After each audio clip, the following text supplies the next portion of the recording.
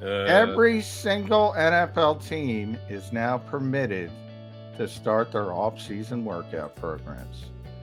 Of course, and how one big a team, workout are the Eagles going to have, Johnny Mac? yeah, they're not starting until next week, so they're taking another week.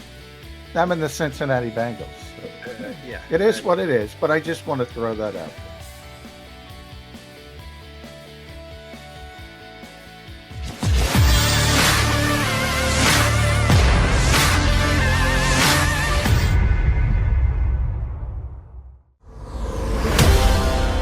365. The countdown is on. 10 days to the NFL draft, and your two Macs, McDonald and McMullen, will be all over it for the next 10 days for you. Johnny Mac, how was your weekend? It was good. It was, a little bit more. I don't know if it was more relaxing, just because I know you had 57 shifts on WIP and CBS and all that. So you were working hard over. I was working hard with draft previews, so different kind of work. But I hope everybody had a happy Easter to those who obviously celebrate that. And we're back. And you always talk about countdowns, Jody. How about this? You know what today is? Uh, Every single NFL team is now permitted to start their off-season workout programs. Of course, and how one big a team, workout are the Eagles going to have, Johnny Mac? yeah, they're not starting until next week, so they're taking another week. I'm in the Cincinnati Bengals. So Yeah. it is what it is, but I just want to throw that out there. Well, since you did, we'll start right there. Last year, first year for a new head coach, Nick Sirianni had his immediate impressions with his opening press conference, which were less than enthusiastic.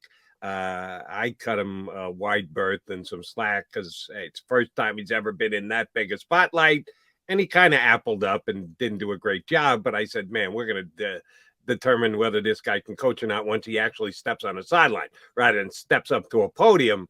But that was the only thing we knew about Nick Sirianni because he wasn't a high visible candidate. But hey, Jeff Lurie rolled the dice on him. Let's give this guy a chance. Not everybody did. And then one of his first maneuvers was with workouts and the like. He stepped up, and I guarantee it was an organizational decision, but he had his fingerprints on it. And he said, no mandatory workouts. We have faith that everybody's going to come in and get the work done. We're not going to make it mandatory for everybody. And it worked. I think they had a good attendance number, and I don't know that they got any less done than anybody else. But then training camp came, and John McMullen got a chance to go over and watch him work out, and then he was sprung pretty damn quickly. Yeah, not these long 3-hour workouts. Get in, get out, get your work done, get the hell off the field. And it worked to whatever extent people think it did for the head coach. He has been a less is more type guy since the day he took over as the head coach of the Philadelphia Eagles. Good thing or bad thing? Well, here's how I'll frame it, Jody. You called it an organizational decision, and you're correct, 100%. I don't think it is a Nick Sirianni decision. I don't think it was last year. Now, last year's a little bit different because we still had pandemic rules and things of that nature, and you're trying to sort of have that balance and get as many veteran players in for the voluntary portion as possible. And it did work, and I had a great attendance figure. But I think that decision's made above Nick Sirianni's pay grade. I don't think he came in and said, "Well, let's do this and let's do that." I think it's the exact opposite. And it's going to be interesting to me because I've yet to meet the football coach that doesn't want to practice more. You give him this, he wants 10 minutes more, this, 5 minutes more, blah, blah, blah. And Nick's a type A guy. I can tell you that from talking to him behind the scenes. He's doesn't strike me as the type that is um, would be going to the front office and saying, "Hey, let's scale this back to 60 minutes." I could be wrong. I could be 100. He's certainly not going to admit that. He certainly hasn't. He certainly says he has the final decision. He's tried that stamp. But look, Jody, one of the shifts, and this has been a big talking point of Jeffrey Lurie when he does talk. I'm less involved. I'm less involved. He said it again the spring meetings. I don't know if anybody believes that. If they do, there's a nice bridge in Brooklyn that's on sale. Ever since they won the Super Bowl, man, there's a lot of hubris. There's a lot of haughtiness with this organization. And I think, the guys at the top thought they were more responsible than the former coach for winning the Super Bowl. And I think they got it in their mind, well, let's get the joystick in here, to use a video game reference, and tell this guy what to do. And that's all fine and good for a guy who was getting his first head coaching interview. As you stated, wasn't well known, certainly to casual fans around the league, but wasn't even a high profile name for other jobs and things of that nature, didn't have other options. So it's one of those things where you always say, well, what do? There's 32 jobs, shoot your shot. And oh, by the way, Nick Sirianni proved under these restrictions that, to me, he was the best rookie head coach. Now, we had Marcus Hayes on last week, and he said that's a pretty low bar. And Marcus is right, because it wasn't a great rookie head coaching class as a whole. But Nick was the best, and he made the playoffs. And there's a little bit more leverage when you take a team that's not supposed to make the playoffs and they make the playoffs. And you can talk about all the context, and it's real, and the bad schedule and all that kind of stuff, Jody. If he takes another step forward, a little bit more leverage, then if he goes on a run, he becomes a significant contender, wins a Super Bowl. This is going to be real interesting, because I think you're going to see some pushback. Doug Peterson is a laid back guy, really is. Gets along with everybody. Nick has this reputation of having a similar type of gets along with everybody. He's got a temper. He's got a bigger temper than Doug. Not that Doug didn't have a temper as well. All football coaches have to lay that smack down, to use a Dwayne Johnson saying. But he's got a bit. He's going to push back. He's going to push back more than Doug did if he has success. And I think if I'm sitting back, I'm going to have my popcorn ready, because I don't think any of these decisions, including kicking off from April 18th to April 25th, it's not a big deal. I don't think it's big. I'm not trying to say it's a big deal. I'm just trying to say I don't think it's his decision. Bottom line. All right. So you're saying don't put much of this on Sirianni's plate. This decision is being made higher than him, which you're probably very right about. So let me ask you this then. You say it's not that big a deal. I guess you're right, but maybe it's just the overall way that they've gone about doing things since the day Sirianni was hired. I take that as like a demarcation day, because you fire a head coach who took you to a Super Bowl just 2 years previously, and you bring in an inexperienced head coach. That's kind of a shift in the organizational type timeline. Why are the Eagles going softer? Why are they doing less? Why do they think? I kind of attributed to Sirianni. You go, no, Jody, this is Howie Roseman and Jeff Lurie. Okay, fine. Then why did those two guys decide to go down the road? At least with Sirianni, I could wrap my head around a reason for it. And that was, hey, I'm the new guy. I got to win friends and influence people. And if I can get the players on my side and they go, hey, the coach is taking care of us, he's not working us into the ground, maybe they will work themselves into the ground for him. How do Jeff Lurie and Howie Roseman benefit from, well, yeah, less work is more work? Give me the line of thinking if you can come up with it. Well, I'm going to use this analogy. And when Forbes or Sports Business Journal does the most important, they do those lists, Jody, most important people in sports. Right. And I read it every year. Yeah, they do it every year. It's always, people like Roger Goodell or the other various commissioners. And I always shake my head and I go, the real most powerful people in sports are names you don't even know. And those are the television executives signing. Oh, they usually make the list. Oh, don't kid yourself. But the top guys, I'm talking about, they don't want names that people don't know. They want Roger Goodell at the top of the list because everybody knows it. and they want to push that, and the other commissioners as well. Arch Denoda is a guy most Eagles fans don't even know. He's the Eagles' chief medical officer. This is where all this is spearheaded from. This is about a new age way of thinking, and maybe it's right, maybe it's 100% right, that you can sort of legislate injuries and keep players on the field in a better fashion. And this is more important than that, and recovery time, and all this new age way of looking at bringing along athletes that we see in every sport.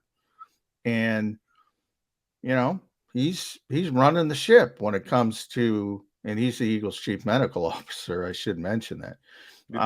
He's running the ship when it comes to how they do business, when it comes to player preparation and injuries and rehabilitation and things like that. And it could be the Eagles pride themselves on being ahead of the curve. And on the field, you go back to 2017, what was it? It was aggression. It was going for it on fourth down.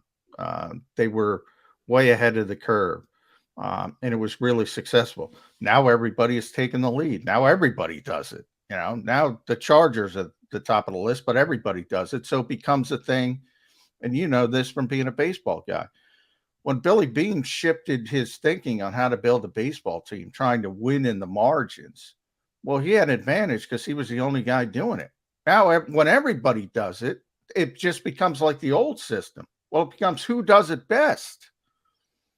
Not you. The advantage is quickly lost. So you always have to be a step ahead into the next thing if you want that advantage. And that's what the Eagles are trying to get when it comes to player health and things of that nature. And that's why they're doing things the way they're doing. And by the way, I think they're going to be ahead of the curve. I think people are going to follow their lead in the upcoming years for two reasons. For the main reason of player, but from an owner's perspective, they don't care. They just want more money. So if they can give away off-season stuff and say, all right, go do what you want to do, but we need that 18th game, for instance, well, they're probably going to get it because it's all about revenue, and they're not generating revenue from going to OTAs on April 18th instead of April 25th. So from their perspective, they're like, who cares? All right, Johnny, do me a favor. And if you know these numbers, please quote them, but I doubt you have them. I sure as hell don't know them. That's why I'm asking you. But and I would say it would be unfair to look at it for just 1 year, but that's the only way you could look at it in Eagles situation, because they did make as big a change as they did at the head coach position. Last year, games lost, plays lost per injury, and you can't compare your 52nd guy on the roster who plays X amount of special team snaps as compared to an every down lineman or defensive player, safety who plays every single snap. So there's even variation between it. Just off the top of my head, Eagles, middle of the road with injuries last year. They weren't overabundance and terribly afflicted by, oh my God, there are so many players missing. There was nothing that noted for me, wow, the Eagles really had an injury-free year, comp to everybody else in the National Football League. They had their best players out there. This is just a general observation. I'm sure there are numbers somewhere in a database that says plays lost per snap, per. Do you think the Eagles benefited from this last year? If this is their philosophy, and you laid it out pretty well for us, that less is more, don't put yourself at risk, you'll get less injuries and have players available if you don't overwork them in the condensed, smaller, given away in CBA amount of work that players can even do, did it show results in this past year? Well, again, you can manipulate those numbers in a lot of ways. There is a website, it's called mangamesloss.com, that keeps an eye on these types of things, not only for the NFL, but also the NBA and Major League Baseball and NHL, all major sports. And they labeled the Buffalo Bills, the Kansas City Chiefs, and the Eagles the least injured teams in the NFL last year. So that is a huge, huge upgrade from where the Eagles were in the previous seasons, pre-Arch Denota, who wasn't here for a lot of that period. So I think that's one of the reasons he's kind of a shooting star of the organization. The most injured were the Giants and the Ravens, by the way.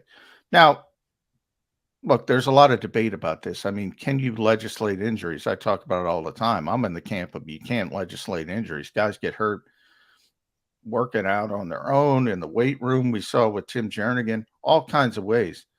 You know, they might be playing a pickup game of basketball. It happens. Guys get injured in weird ways all the time. So, you know, does it help? I'm sure it helps doing things in a certain way, but still, if a guy's going to get hurt, guy's going to get hurt. There's also the, you know, I saw somebody, it's called the, you know, basically the calloused hand theory. We were talking last week about pitching counts. We'll go to baseball again because of Clayton Kershaw and almost having a perfect game, and they took him out in the seventh inning because I don't know. We said 82 pitches. Oh, 85, but 85. All right, thank you. And I went back and I thought it was fake. Then I went back and I said, man, guys used to go, you know, Catfish Hunter, 25, 30 complete games, blah, blah, blah. And I went back, what's the record for pitches in a game? 235 for Nolan, 235 for Nolan Ryan, who, oh, by the way, lasted 27 years. So if you're going to sit there and say, well, he could have lasted 30 years if you put him on pitch counts. All right, good luck with that. So there is some thought process when it comes to football. It's like you got to get used to getting hit. You know, the calloused hand theory. You got to get used to it. You got to get used to your body taking that punishment. So is it better for you or worse for you? I don't know. People smarter than me, like Arch Denota, make these decisions.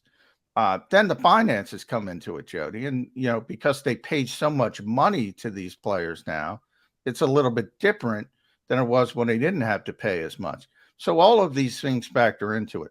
But short term, their philosophy worked last year. So it's understandable why they're going back to it. We'll see if it works long term. Right. And I'll give you the opposite example. Tom Brady, if given the chance, would take every single snap and every single practice. And he's still going very strong at age 45. So the amount of work has not run Tom Brady off the field. As a matter of fact, he's doing things that no other quarterback has done at whatever age for as long as he has in the history of the game. So there are arguments to be made both sides. We'll find out if this is going to be beneficial to the Eagles, that they're going easy to start the season. Well, part of the reason why you might be able to get away with that is there hasn't been much roster turnover. Howie Roseman hasn't brought in a bunch of free agents. They're going to add some players in the draft within the next 10 days, but you could have gotten a couple of workouts in. We'll see if it works. If you're telling me it's a medical decision as much as anything else, we'll see if they're as high ranking on that Players Games Missed website that you quoted as they were this past season. All right, he's John McMullen. I'm Jody McDonald. We are your Mac and Mac Birds 365 guys. We got plenty of draft stuff to talk about, and we got two good guys to do it with today.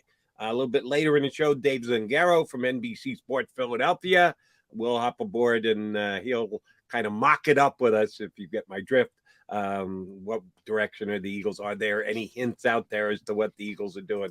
We'll certainly get into that with Dave Zangaro when he joins us. But coming up next is our buddy Jeff Kerr. He is the number one fill-in guy off the bench when either Johnny Mac or I cannot be attendance here on Birds 365. We lean on Mr. Kerr from CBSSports.com to hop aboard with us, and he will do just that. Coming up next here on Birds 365.